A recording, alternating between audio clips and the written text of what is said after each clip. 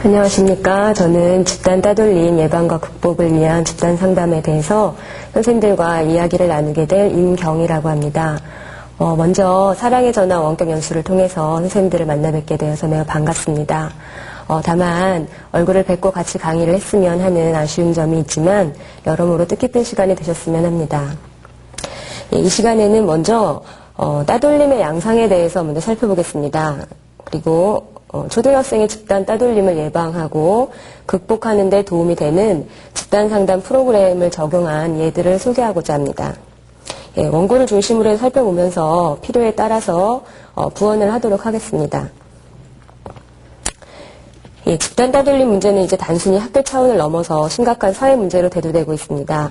이런 예들은 요즘 신문을 통해서 나오는 어떤 학생들이 자살까지 하는 그런 예들을 통해서도 볼 수가 있고, 또 그 근래 신문을 보면 보험이 등장을 하고 있습니다. 그러니까 집단 따돌림으로 인해서 우리 자녀가 어떤 정신적인 피해를 입었을 때 이것을 보상을 받고 싶다, 이런 이유가 있기 때문이겠죠. 그래서 그런 보험까지 등장을 하고 있고, 또 어떤 초등학생 입학을 하는 자녀를 둔 부모들께서 취약을 유예하는 그런 현상까지 벌어지고 있습니다. 그래서 오늘 신문을 보면 어떤 취약 유예를 하는 증가치가 15.1% 이라고 굉장히 최고치를 나타내고 있다라는 그런 보도까지 있습니다.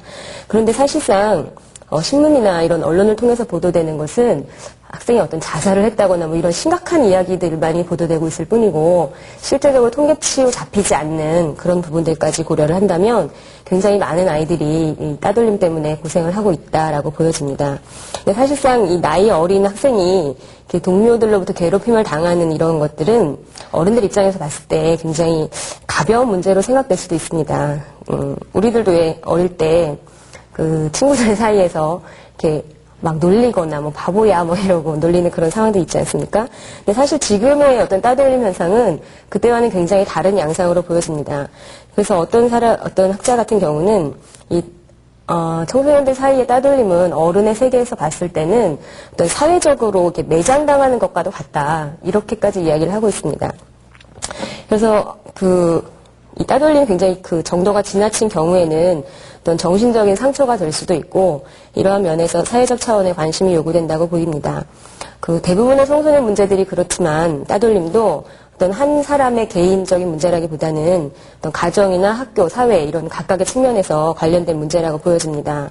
따라서 문제 해결도 아이들한테만 맡겨놓거나 아니면 너희들이 문제야 이런 식으로만 보기보다는 어떤 환경적인 그런 면에서 접근을 해주는 것이 더 바람직할 것으로 보입니다. 그래서 굉장히 다양한 방법들이 제시되고 있는데요.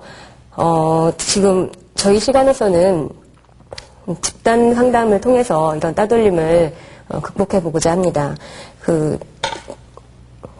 따돌림이라는 것은 집단 속에서 일어나는 문제입니다. 그렇기 때문에 가해한 아이를 데려다가 그 아이들만 상담을 한다거나 아니면 피해를 받고 있는 아이만 상담을 한다거나 이런 것만으로 해결되기는 어렵다고 보여집니다. 예를 들어 상담실을 찾게 되거나 아니면 학교에서 선생님께 선생님 저 굉장히 어려운 문제를 겪고 있는데요, 이렇게 이야기하는 아이들 같은 경우에 가해 입장에 있는 아이들은 별로 없습니다. 주로 피해를 당하고 있는 아이가, 그것도 사실은 선생님들께 와서 이야기하는 경우는 굉장히 드물다고 보여집니다.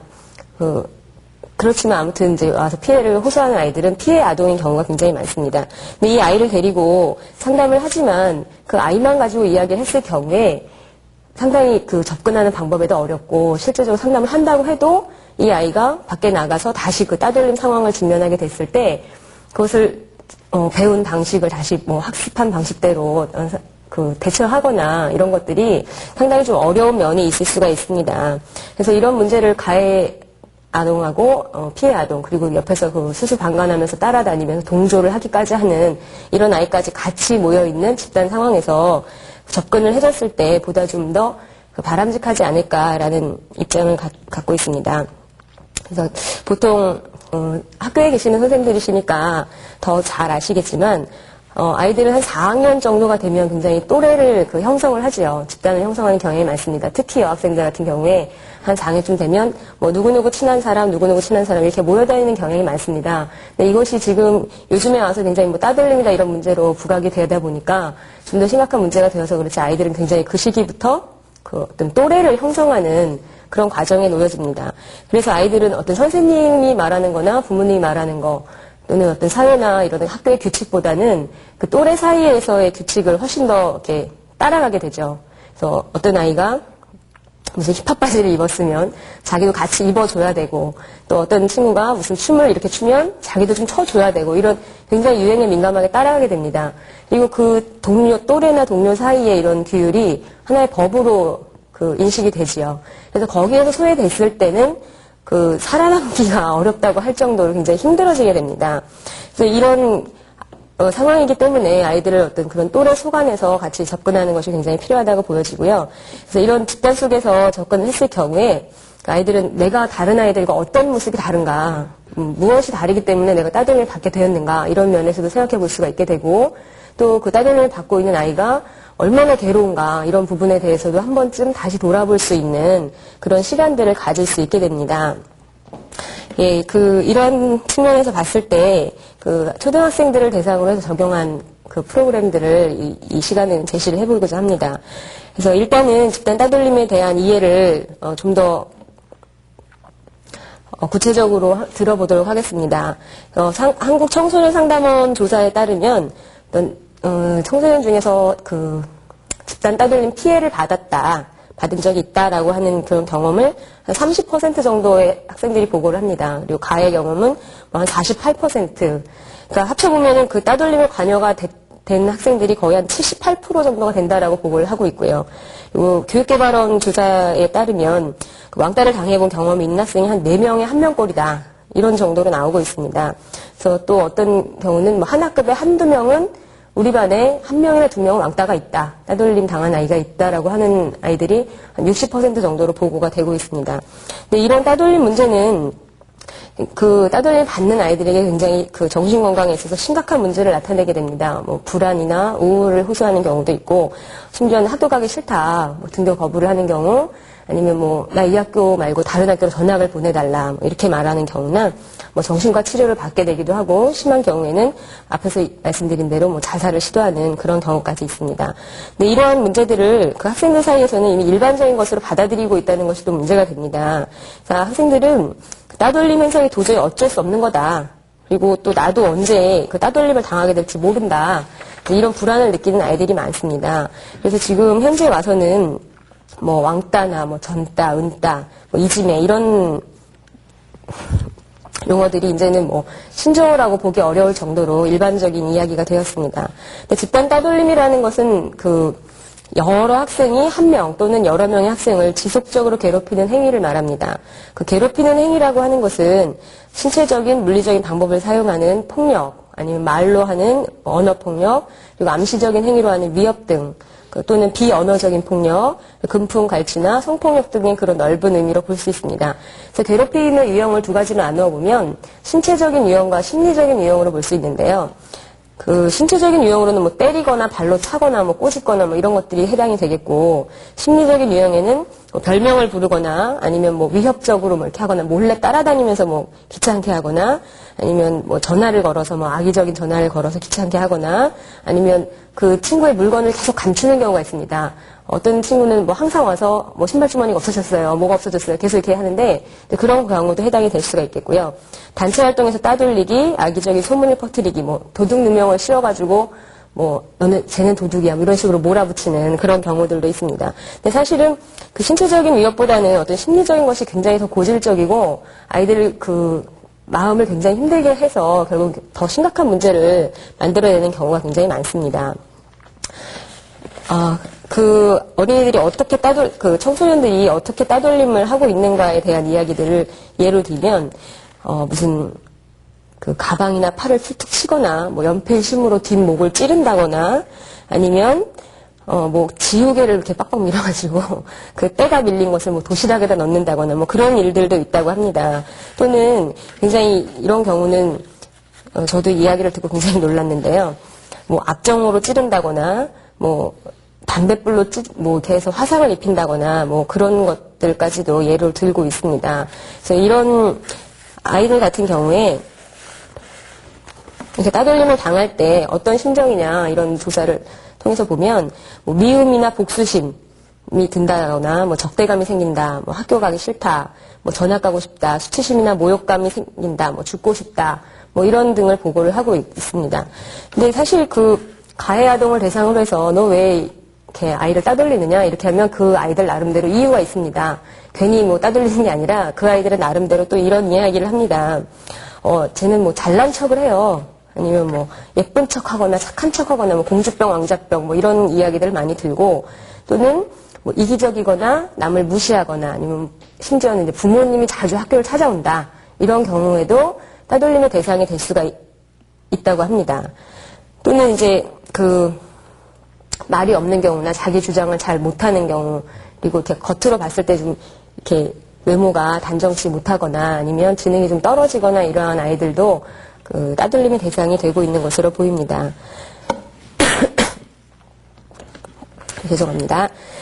예, 그래서 그 아이들은 또래 집단에 속해서 생활하면서 그 집단을 형성합니다. 그래서 이런 따돌림 현상이 어쩌면 자연스럽게 하나의 지나가는 현상일 수도 있습니다. 그렇지만 이런 것으로 인해서 심리적으로 어떤 충격을 굉장히 크게 입는다면은 그 아이들에게 부정적인 정서를 갖게 하거나 아니면 정신질환이나 학교 부적응의 그런 문제들을 겪게 될 수 있습니다. 그래서 따돌림을 당하는 아이하고 따돌리는 아이하고 또 반관적으로 그 수동적으로 동참하는 이런 아이들도 모두 상담의 대상에 포함된다고 볼 수 있겠습니다. 그 따돌림을 당하는 아이나 따돌리는 아이나 동참하는 아이들이 모두 상담의 대상이 될 수 있는 것은 이것이 역할 전도가 일어나기 때문입니다. 예를 들면 뭐 따돌린 아이는 맨날 따돌리고 따돌림 받는 아이는 맨날 따돌림만 받고 이런 게 아니거든요. 지나다 보면 그 전에 따돌림을 받았던 애가 나중에 다시 바뀌어서 따돌리는 아이가 되기도 합니다. 이게 굉장히 좀 우스운 이야기인데요. 그래서 집단 상담을 하다 보면 저 아이를 웬만하면 좀 용서해 주지 그러냐 이런 분위기가 되었을 때도 그런 이야기를 합니다. 제가 지난번에 나를 따돌렸기 때문에 그때 내가 얼마나 괴로웠는지 아냐. 그래서 절대 용서해 주지 않겠다. 뭐 이런 이야기를 하기까지도 하거든요. 근데 이런 면으로 봤을 때는 그 아이들 가해 아동도 어느 정도 잠재적으로 피해 아동이 될 수 있다라고 보여집니다. 그리고 또 그 친구를 따돌리고 난 다음에 어떤 죄책감을 어느 정도 느끼느냐 그런 그 질문을 했을 때 이 친구들이 죄책감을 느낀다라고 말하는 친구들이 한 54% 정도라고 합니다. 그리고 아무 느낌이 없다가 한 36%, 그리고 기분이 좋거나 으쓱해진다. 뭐 이런 학생들이 한 4, 5% 정도 되는데요. 이런 것을 봤을 때는 굉장히 그 상담을 했을 때 좋은 효과를 거둘 수 있는 어떤 그 징조로 보여집니다. 예, 그래서 선생님들께서 학교에서 어떤 집단 따돌림을 받고 있는 피해 학생과 가해 학생을 파악하는 그런 방법들을 원고에 예시를 해놨는데요. 선생님들께서는 오히려 그 아이들은 그 따돌림에 대해서 굉장히 심각하게 생각하고 있고 따돌림을 당해본 적도 있고 해본 적도 있다라는 보고를 많이 하는 반면에 담임 선생님들께서는 우리 반에는 글쎄 왕따가 없는 것 같다. 이렇게 보고하시는 분이 거의 한 80%가 된다고 하는 것을 보면 선생님들께서 잘 인지하지 못하시는 경우도 많이 있을 것 같습니다. 아이들이 굉장히 좀 어떤 면에서는 뭐 지능적일 수도 있죠. 선생님 보는 데서는 뭐 별로 그냥 잘 지내는 것처럼 이렇게 하고 선생님이 안 계신 데서는 또 굉장히 이렇게 힘들게 하는 수가 많이 있거든요. 근데 일단은 선생님들께서 그 학교 장면에서 살펴보시려면 그 집단 따돌림 피해 학생은 이러한 특징들을 나타내고 있다고 합니다. 예를 들어서 수업 중에 선생님이 질문을 하셨어요. 근데 하셨을 때 이 아이가 대답을 하면 다른 아이들이 뭐 의도적으로 옆에서 막 웃으면서 낄낄거리면서 흉내를 낸다거나 아니 청소 시간에 이렇게 청소할 때 보면 혼자서만 이렇게 청소를 하고 있는 경우 선생님들께서는 야, 저 학생 참 성실하구나 이렇게 생각을 하는 반면에 왜 혼자서만 청소를 하고 있을까라는 측면에서 한번 돌아봐 주시는 것도 좋을 것 같습니다. 이거 교우관계 설문을 통해서 파악되는 경우들이 있고요. 예를 들면 나와 가장 친하다고 생각하는 친구 몇 명을 적으시오. 뭐 내가 가장 싫다고 생각하는 친구 몇 명을 적으시오. 이런 식으로 해서 그 화살표 관계로 그림을 그려보면 가장 화살표를 많이 받게 되는 친구가 있습니다. 뭐 가장 인기가 있다고 보여지겠죠.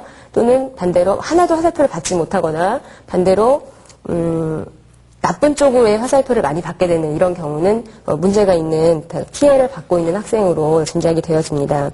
또는 쉬는 시간이나 점심시간에 운동장에 혼자서 있거나 식사를 할 때 혼자서 밥을 먹는 그런 친구들이 있습니다. 또는 그 단체 활동을 시키면 짝이 없이 혼자서 가만히 있는 이런 경우도 있어요. 예를 들면 저학년 같은 경우는 특히나 이렇게 피입으로 이렇게 활동을 하게 시키면 얘는 좀 빼주세요라든지 아니면 걔는 그런 말을 선생님이 못하게 하는 경우에 혼자서만 가만히 앉아있거나 다른 주위를 뱅글뱅글 도는 친구들이 있습니다. 이런 경우가 여기에 해당된다고 볼 수 있겠습니다. 그래서 그 고학년이 되다 보면 이제 자기들이 이 정도 되면 내가 분명히 이 정도 활동을 하면 여기서는 따돌림을 받을 거야라는 것을 짐작을 합니다. 그래서 어떤 학교 행사 같은 게 있을 경우에 슬그머니 빠져버리거나 참여하기 싫어하거나 이제 이런 경우들이 있고요. 또는 정서적으로 굉장히 불안정하고 주위의 눈치를 살피는 그런 모습을 보입니다. 또는 친구한테 굉장히 과도하게 선물을 주거나 아니면 뭐 자랑을 많이 하고 뭐 자기가 뭐 이런 거 있다, 나 이런 거 있다 이렇게 자랑을 하는 이런 경우도 초기 단계로 굉장히 보여집니다. 그래서 어떤 친구들 같은 경우에 이제 집에서 돈을 훔쳐다가 친구들에게 나눠주거나 아니면 물건을 사주거나 맛있는 거 뭐 사준다고 그러고 그 친구들을 이렇게 꼬시는 경우가 있지요. 근데 사실은 그게 처음에는 친구들 옆에 붙어 있는 것 같지만 그것을 이용을 해서 뭐 너 가서 더 돈 가져와 뭐 이렇게 악용을 하는 그런 경우들도 발생을 합니다. 따지고 보면 이런 경우에 어린이들이 자기 주장이 있거나, 뭐 내가 뭐 왜 쟤한테 뭐 하라 그래? 뭐 쟤랑 안 놀면 되지라는 이런 그 마음속에 심리적인 힘이 있는 경우는 그 따돌림이 되기가 사실은 좀 어렵다고 보여집니다. 근데 이제 이게 어렵고, 저 친구하고 어떻게든 놀아야 될 텐데, 뭐 난 혼자 있으면 안 되는데 뭐 이러면서 이렇게 의존을 하게 되는 경우에 오히려 그게 친구 관계를 더 잘 맺게 되기보다는 따돌림을 받게 되는 그런 요소로 작용을 할 수가 있습니다. 그래서 친구의 심부름을 하면서도 이렇게 뭐 잘 심부름을 해준다거나 아니면 나쁜 말을 막 하는데도 별로 반항하지 않고 가만히 있거나 뭐 이런 경우도 여기 해당이 되겠고요. 친구들이 뭐, 쟤는 이렇게 옆에 가면 이상한 냄새나, 뭐, 쟤는 이렇게 멍청해, 뭐 이런 이야기들을 주로 하는 경우들이 있습니다. 여기도 해당이 되겠습니다. 그 반대로 이제 가해 학생을 찾아내는 그런 경우는 친구들로부터 이렇게 자주 돈을 빌립니다. 내가 나중에 줄게, 뭐, 100원만 줘, 뭐, 1000원만 줘, 뭐 이러면서 하는데 안 갚지요. 근데 이제 따돌림 받게 되는 이런 그 심리적으로 위축되거나 약한 친구들은 달라 소리를 못 합니다. 빌려주고 나서, 야, 네가 그때 가져간 거 돈 줘. 이 소리를 못 하지요. 그러다 보니까 계속해서 이제 이게 반복이 되게 되고, 또 집에 가서 또 어떻게든 가져다가 갖다 주게 되고, 이제 이렇게 악순환이 될 수가 있고요. 또 그 가해 학생 같은 경우도 그 공식적인 특별활동 같은 경우에는 잘 참여하지 않습니다. 그러면서도 비공식적인 모임에 갔을 때는 친구들이 굉장히 많이 따릅니다. 그리고 자주 화를 내거나 아니면 행동이 과격한 공격적인 경우도 여기에 해당이 되겠고요. 단체 활동에 자주 빠지는 경우, 선생님을 만나는 것을 피하려고 하는 경우, 또는 이제 선생님이 뭐 자신을 이렇게 나쁜 아이로 본다거나 아니면 편애를 한다. 우리 선생님 뭐 편애해 뭐 이러면서 그 뒤에 가서 이제 꿍얼꿍얼 하는 경우들이 있습니다. 이런 경우를 선생님께서는 사실 선생님 앞에서는 잘 안 하니까 파악하기가 좀 어려울 수 있겠지만 요즘 아이들은 굉장히 선생님 앞에서도 그런 표현을 잘 하지요. 선생님들도 아마 당황하실 때가 많을 텐데요.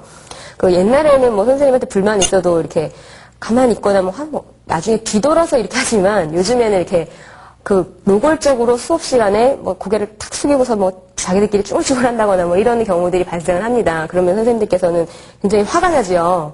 화가 나고 그걸 어떻게 이렇게 해결을 해준다거나 이런 쪽을 생각을 하시기보다는 일단은 굉장히 당황스럽고 이렇게 인식을 하시기가 쉽습니다. 근데 사실 가해 학생들도 심리적으로는 굉장히 약한 측면을 가지고 있습니다. 이 학생들도 인정받고 싶기 때문이고 자신들이 뭐 공부를 잘한다든지 아니면 선생님이나 부모님으로부터 이렇게 인정을 받는다든지 이러면 이런 부분으로 아마 해소하려고 하지 않을 겁니다. 근데 가해 학생들 같은 경우에 그 가정에서도 굉장히 좀 결손되어 있는 경우들이 많고 어떤 사람을 사랑한다거나 이해한다거나 이런 방식을 배우지 못해서 그런 경우들이 많습니다. 그래서 선생님들께서 이런 따돌림을 받거나 따돌림을 행하는 아이들을 봤을 때 무조건 이렇게 가해하는 애가 나쁘지라든지 피해를 받는 아이가 뭐 지가 모질라니까 그렇지 이런 입장에서 보시기보다는 둘 다 어떤 사랑을 전달하고 받는 그런 스킬을 배우지 못했다라는 이 측면에서 인정을 해주시고 사랑해주시고 접근을 한다면은 굉장히 좋은 효과들이 있을 것으로 보입니다. 그래서 지금부터는 학교 현장에서 따돌림을 당하는 아동 또는 아니면 평범한 아동들을 대상으로 해서 아동들을 지도할 수 있는데 도움이 되는 그런 프로그램들을 예시를 들어보기로 하겠습니다. 여기에 제시되어 있는 프로그램 외에도 기존에 보급되어 있는 프로그램들이 굉장히 많이 있습니다. 뭐 집단 경험학습 프로그램이라든지 아니면 뭐 심성 수련 프로그램들 이런 것들이 굉장히 많이 있는데요. 이런 것들도 재편성에서 활용을 하면 많은 도움이 될 수 있습니다. 그 따돌림이라는 문제가 어떤 그 따돌림 하나만의 문제가 아니라 굉장히 그 저변에 자신을 이해하고 타인을 이해하는 이런 부분에서부터의 문제이기 때문에 어떤 그 마음을 들여다보는 그런 훈련이 가능한 프로그램들을 활용하신다면 굉장히 좋을 수 있을 것 같습니다. 그리고 여기에는 한 가지 프로그램으로 쭉 이렇게 나열이 되어 있지만 선생님들께서 만나는 아이들은 굉장히 다양하지 않습니까? 그 문제들도 굉장히 다양할 것 같고 정도도 틀릴 것 같습니다. 예를 들어서 처음 이제 따돌림이 시작되는 그런 집단이 있을 수가 있고 아니면 아직은 뭐 나타나지 않았지만 예방적인 차원에서 시작할 수도 있겠고 굉장히 나는 선생님은 몰랐는데 쭉 지나고 나서 나중에 봤더니 문제가 굉장히 심각해져 있는 그런 경우들도 있을 것입니다. 근데 거기다가 모든 경우에 이 프로그램을 탁 집어넣어가지고 치료를 하겠다 이렇게 생각을 하시면 그건 조금 곤란할 수도 있을 것 같고요. 그 상황에 따라서 선생님께서 또 그 집단 속안에서 일어나는 역동들에 따라서 필요한 프로그램들이 있을 것 같고 그거보다 좀 더 심화시킬 것이 있고 뭐 아니면 사용하지 않아도 되는 그런 프로그램들이 있을 수 있습니다. 그런 것은 선생님께서 그 분위기를 보시고 거기에 맞춰서 선정을 해서 사용하시면 도움이 될 것 같습니다. 여기 있는 프로그램은 초등학교 고학년 아동을 대상으로 해서 적용한 프로그램입니다. 초등학생 집단을 구성할 때는 남녀 아동을 따로 구성하는 것이 좀 더 효과적인 것으로 보입니다. 남녀 아동이 같이 섞이게 되면 이게 자기들끼리 어떤 이렇게 재미가 있어가지고 자기들끼리만 이렇게 돌아가기도 하고 내면의 어떤 역동을 이렇게 살펴보기보다는 그게 하나의 어떤 따로따로 또 하나의 집단을 그 안에서 구성을 할 수도 있게 됩니다. 그래서 그 남자, 여자 아동을 따로따로 구성을 하는 것이 보다 진지한 활동을 하는데 효과적이라고 보여집니다. 집단의 크기는 6명이나 10명 정도로 구성을 한다라고 되어 있는데요. 이 구성원 중에 따돌림 당하는 아동과 따돌리는 아동 그리고 동조하는 아동들 그리고 여기에 뭐 아무 관심도 없는 아이들이 또 있거든요. 거기 전부 학급 아동이 전체가 뭐 따돌리고 안 따돌리고 뭐 다 따라하고 뭐 이러진 않잖아요. 그 중에 뭐 정말 관심 없이 뭐 누가 따돌림 받는지 뭐 하는지도 모르는 아이들이 또 있어요.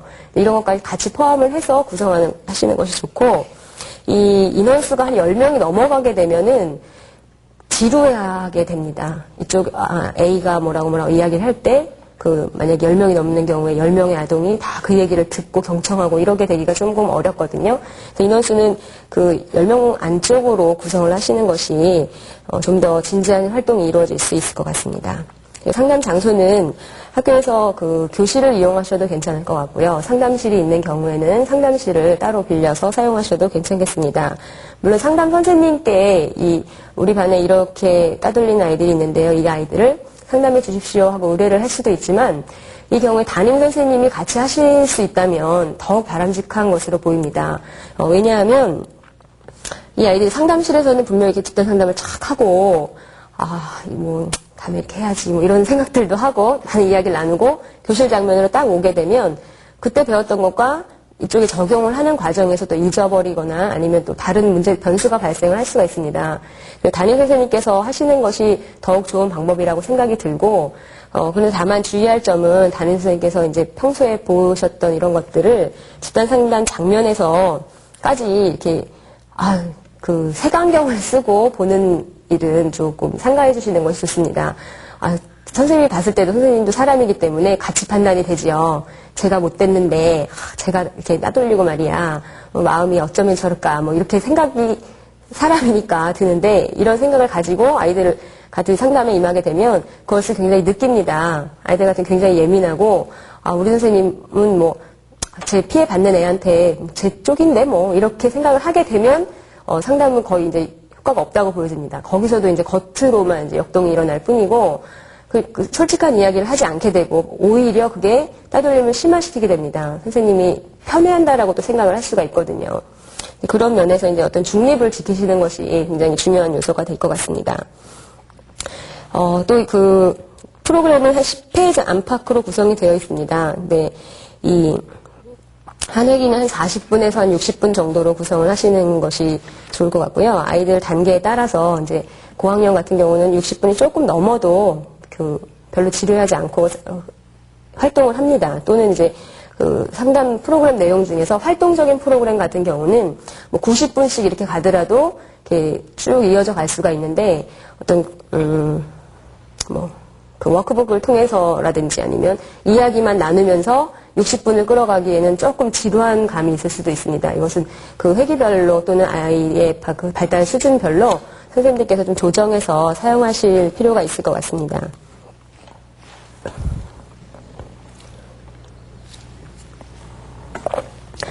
예, 그리고 집단 상담을 이용을 하면 개인 상담을 이용하는 것보다 이렇게 장점이 있습니다.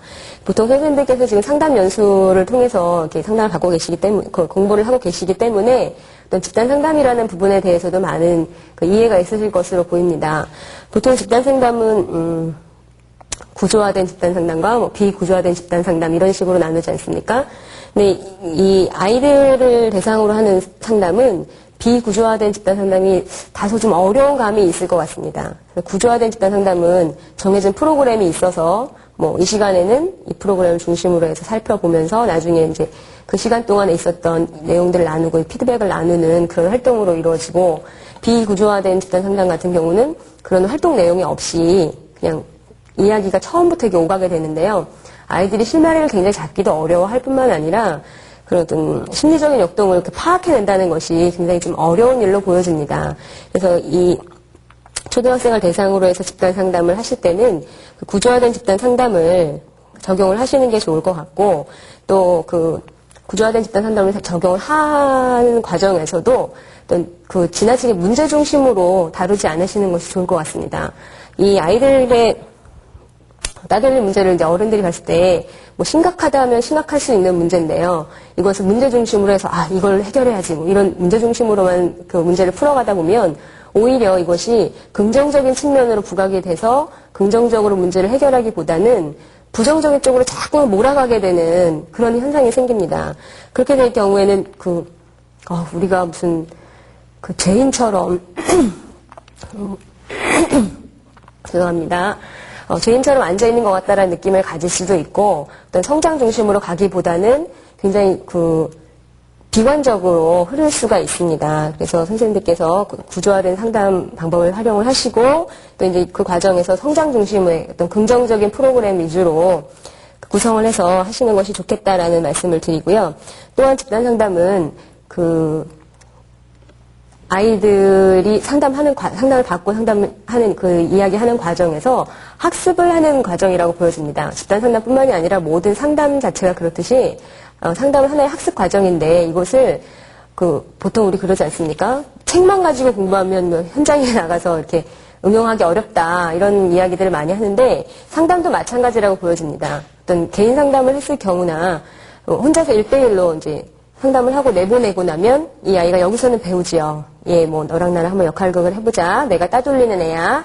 그리고 너가 따돌림 받는 애고, 그럼 만약에 얘가 뭐라고 하면 너가 뭐라고 대답해 볼래? 뭐 이런 역할극을 해볼 수도 있고, 바꿔서도 하기도 하고 이러는데, 그게 실제로 또 장면을 딱 옮겨가지고 학교에 가게 되면 선생님하고는 분명히 연습을 잘했는데 말이 안 나오거든요.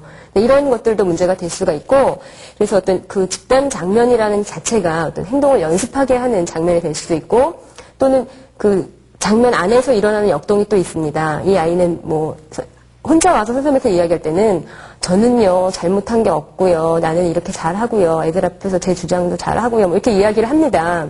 근데 실제로 그 아이가 하고 있는 것을 보면 그렇지 않은 경우들이 있거든요. 그래서 그 아이가 정말로 어떻게 하고 있는지를 파악할 수도 있고, 또는 다른 친구들이 보니까 이렇게 하더라라는 걸 배울 수 있는 그런 장이 될 수도 있습니다. 예, 그래서 그런 것들을 고려를 하셔서 프로그램을 구성을 한다면 단계는 거의 비슷할 것으로 보입니다. 첫 번째 단계는 이제 들어가기 단계로 그 아이들과 이제 자기를 개방하고 소개하는 그런 단계가 되겠습니다. 물론 아이들이 같은 반에서만 6개월씩 이상 이렇게 지나간 다음에 새삼스럽게 무슨 소개를 한다는 것이 조금 이상하게 느껴질 수도 있겠는데요.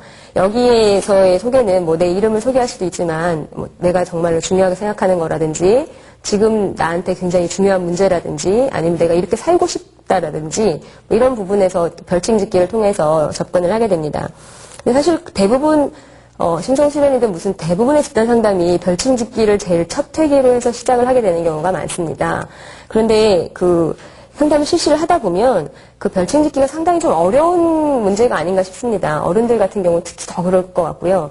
이게 뭐 어느 정도 친해지고 난 다음에야 뭐 나는 이런 사람이 되고 싶어 라든지 나는 뭐 맨날 이렇게 야단 맞아서 뭐 이걸 바꿔보고 싶어서 이렇게 이름을 지었어 라든지 이런 이야기를 하기가 쉽지만 처음 만나는 아이들끼리 이렇게 앉혀놓고는 그렇게 얘기하라 그러면 굉장히 어려워합니다. 그리고 또 하나는, 어떤 친구들 같은 경우는 별칭을 지으라고 하면 어떻게 지을지를 몰라 해요. 그래서 결국은 너무너무 난감해 하는 경우가 있습니다. 그럴 경우에 선생님이 그래도 지어봐. 그래도 생각해봐. 뭐 이런 식으로 강요를 하면 오히려 버티기가 굉장히 어렵다고 보여집니다. 그래서 이런 경우는 그러면 그냥 너 이름으로 그냥 하는 것도 괜찮아. 이렇게 하셔도 괜찮을 것 같습니다. 이런 경우에 그 자기 이름을 가지고 끝까지 그 상담이 끝날 때까지 하는 아이들도 있지만 그 다음 주쯤에 와서 저 이름 지어봤는데요. 이렇게 이야기하는 아이들도 있거든요. 그리고 그 사람의 개인차가 있기 때문에 어떤 경우는 굉장히 이렇게 심리적으로 잘 들여다보는 아이가 있습니다. 자기의 내면을. 그리고 그 심리적인 문제에 그 예민하게 반응하는 친구들도 있지만 정말 그게 안 되는 친구도 있어요. 그런 경우에는 뭐 내 친구가 나를 뭐 호빵이라고 불러요. 그럼 그냥 호빵이라고 짓는 거죠. 근데 야, 너 조금 더 생각해봐라. 뭐 이런 식으로 하게 되면 하나의 강요가 될 수도 있을 것 같습니다. 그래서 그 편안하게 또 수준에 맞게 그냥 끌어가시면서 그것이 또 하나의 자연스러운 역동이 될 수 있으니까 그렇게 접근하시는 게 좋겠고요. 그 두 번째 단계는 자기 이해와 타인 이해의 단계입니다. 이것은 모든 상담의 목표가 되기도 하죠. 집단 상담뿐만 아니라 모든 상담의 첫 번째 목표는 어떤 자기 이해와 타인 이해라고 보여집니다. 그래서 여기서도 내 모습, 내가 살아온 모습, 아이들이 뭐 얼마나 오래 살았겠습니까마는 나름대로 그 살아오면서 역경이 있었을 거고 기쁜 일도 있었을 거고 이런 것들을 이해를 하고 이야기를 하고 그걸 들으면서 같이 공감을 해주기도 하고 그런 부분들이 들어가겠고요. 그 다음은 이제 관계를 바라보기 하는 단계가 들어 있습니다. 이것은 정말 내 친구 관계가 어떤가. 이것은 뭐꼭 따돌림 받는 아이뿐만이 아니라 일반적인 다른 경우에도 돌아볼 수 있는 그런 프로그램이 되겠습니다. 그리고 어떤 친구가 사귀고 싶은 친구인가. 그리고 좋은 친구가 될 수 있는 행동 방식은 어떤 것들인가. 이런 걸 학습할 수 있게 하고요. 그 다음은 감정 다루기 부분이 들어있고요. 또 하나는 대화 연습 부분이 들어있습니다. 이것이야말로 이제 상당히 어떤 학습 부분이라고 보여지는데요. 보통 어른들도 그렇고 자기 감정을 잘 표현하지 못하는 사람들이 있습니다. 그래서 어떤 경우는 너무 수줍어서 막 이렇게 표현을 못하고 있다가 나중에 그 속 안에서는 막 불같은 감정들이 일어나고 있는 경우도 있고 이것이 이제 분노 같은 경우는 이렇게 막 폭발을 하는 경우가 있습니다. 아이들 사이에도 쟤는 굉장히 매일매일 조용하게 있는데 어느 날 그냥 지나가다가 어떻게 잘못 이렇게 툭 건드렸더니 막 불같이 화를 낸다.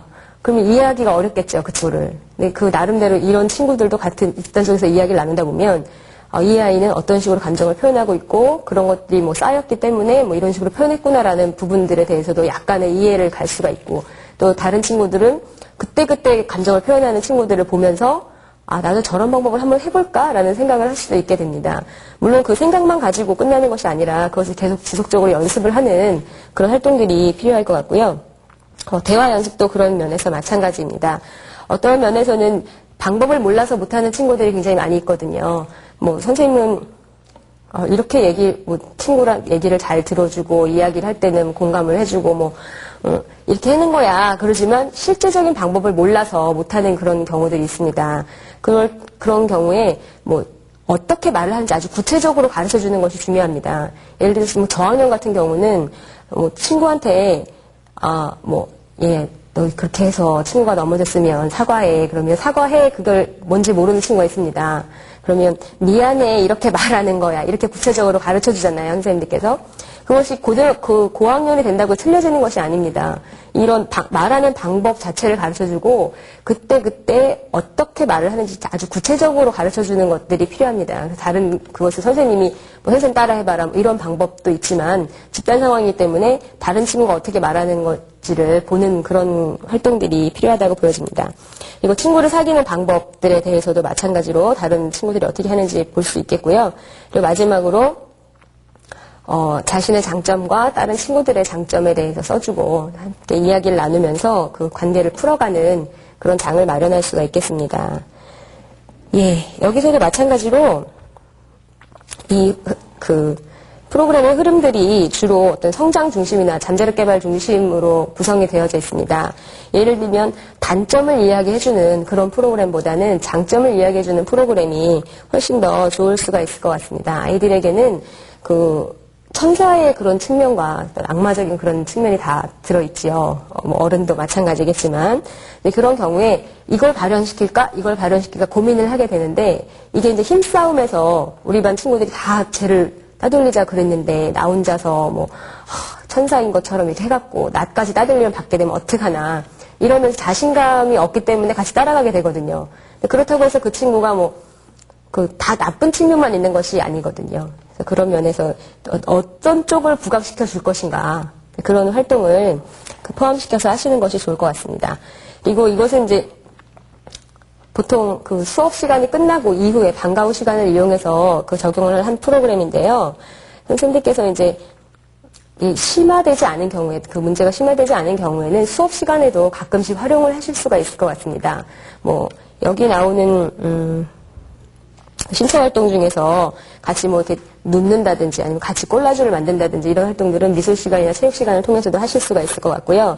그 외에도 다른 교과 시간과 연결을 해서 하시는 것도 굉장히 자연스럽게 어떤 아이들로 하여금 자신의 모습을 들여다볼 수 있게 하는 그런 계기가 될 수가 있을 것 같습니다.